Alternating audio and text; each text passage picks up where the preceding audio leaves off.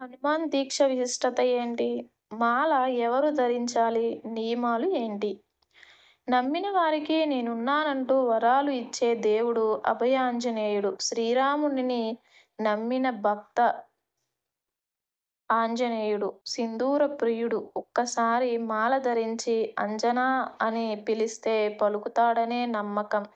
అందుకే చిన్నపిల్లల నుంచి పెద్దల వరకు ఒక్కసారైనా హనుమాన్ మాల ధరించాలనుకుంటారు. ఈరోజు హనుమాన్ జయంతి సందర్భంగా ఆంజనేయుడి మాల విశిష్టత గురించి తెలుసుకుందాం. చైత్ర, వైశాఖ మాసాలలో ప్రముఖ ఆంజనేయుడు స్వామి ఆలయంలో హనుమాన్ నామస్మరణ మార్మోగుతుంది. కఠిన నియమాలు ఆచరిస్తూ ఆంజనేయుడి సేవలో తరిస్తున్నారు భక్తజనం. మాలధారణ చక్కని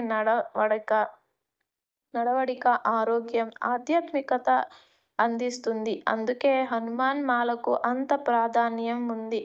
కఠిన నియమాలు: మద్యం, ధూమపానం లాంటి చెడు అలవాట్లకు దూరంగా ఉండాలి. వేకువజామునే బ్రహ్మ ముహూర్తం శిర స్నానం చేయాలి. దీక్షను స్వీకరించే భక్తులు తెల్లని లుంగీలు, కాషాయం చొక్కా ధరించాలి. మధ్యాహ్నం భిక్ష 3 గంటలకు ముగించాలి. ఒంటిపై చొక్కా విడిచి కండువా పంచెను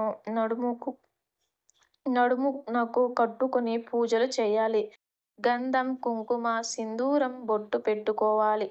అబద్ధాలు, అధిక ప్రసంగాలు చేయకూడదు. మూత్ర విసర్జన తర్వాత కాళ్ళు, చేతులు పరిశుభ్రంగా కడుక్కోవాలి. అప్పుడే మాలధారణకు ఒక అర్థం ఉంటుంది.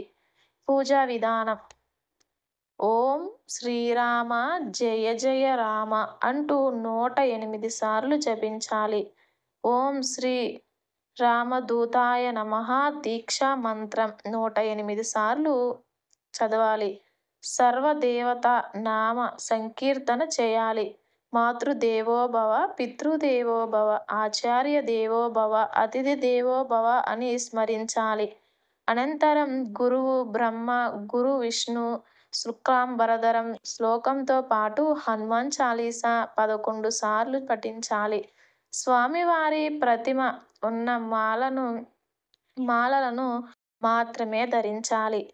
చన్నీటి స్నానం: హనుమాన్ మాలధారులు దీక్ష కాలమంతా తెల్లవారుజామున నుంచి మొదలవుతుంది. చల్లని నీళ్లతో స్నానం చేసి పూజకు ఉపక్రమించాలి. చన్నీటి స్నానంతో మనస్సుకు హాయి కలుగుతుంది, ఏకాగ్రత పెరుగుతుంది, ఒంట్లో వేడి కూడా తగ్గుతుంది. మితాహారం: దీక్షాపరులు ప్రతిరోజు మితాహారం మాత్రమే తీసుకుంటారు. మధ్యాహ్నం భోజనం, రాత్రి అల్పాహారం తీసుకుంటారు. మితాహారం వల్ల శారీరకం తేలిగ్గా ఉంటుంది. ఆరోగ్యం బాగుండటంతో పాటు వ్యాధులు దూరమవుతాయి. సాత్విక ఆహారం తీసుకోవాలి. వెల్లుల్లి, ఉల్లి, మసాలా దినుసులు వాడకూడదు. పాదరక్షకులు లేకుండా: దీక్షా కాలం మొత్తం పాదరక్షకులు ధరించరు. కొండగుట్ట, మందిరమగు ఇతర యాత్రలకు వెళ్ళేటప్పుడు పాదరక్షకులు లేకుండానే నడవాలి. పాదాలు నేరుగా భూమిని తాకడం వల్ల రక్త ప్రసరణ, హృదయ స్పందనలు మెరుగ్గా ఉంటాయి. నిత్యం నేలపై నిద్రించాలి. భూతల శయనం సుఖం, మనశ్శాంతి ఇస్తుంది. నేలపై పడుకుంటే మనస్సు ప్రశాంతంగా ఉంటుంది, ఆరోగ్యంగా మేలు చేస్తుంది. చల్లని చందనం: 2 కనుబొమ్మల మధ్య మొదటి భాగం విశిష్టమైనది. కుంకుమ, విభూది, గంధం, చందనంతో ఏదో ఒకటి పెట్టుకోవడం వల్ల ఆలోచనలు స్థిరంగా ఉంటాయి. నాడీ మండలానికి కేంద్రమైన నుదిటి బొట్టు సున్నితమైంది, ఆరోగ్యదాయకమైంది. కాషాయ దుస్తులు: మాలధారులు కాషాయ దుస్తులు ధరించాలని నియమం ఉంది. ఎండాకాలంలో దీక్షలు వేయాల్సి ఉంటుంది. ఎండ వేడి కాబట్టి వెంటనే గ్రహించి రక్షణ కల్పించడంలో కాషాయపు రంగు ఉపయోగకరంగా ఉంటుంది. ఈ వీడియో కనుక మీకు నచ్చినట్లయితే లైక్ చేసి షేర్ చేయండి. నా ఛానల్ని ఎవరైనా సబ్స్క్రైబ్ చేసుకొని వాళ్ళు ఉంటే ఇంకా మరిన్ని వీడియోస్ కోసం ప్లీజ్ ఛానల్ని సబ్స్క్రైబ్ చేసుకోండి. వీడియోకి లైక్ చేయడం మాత్రం మర్చిపోకండి.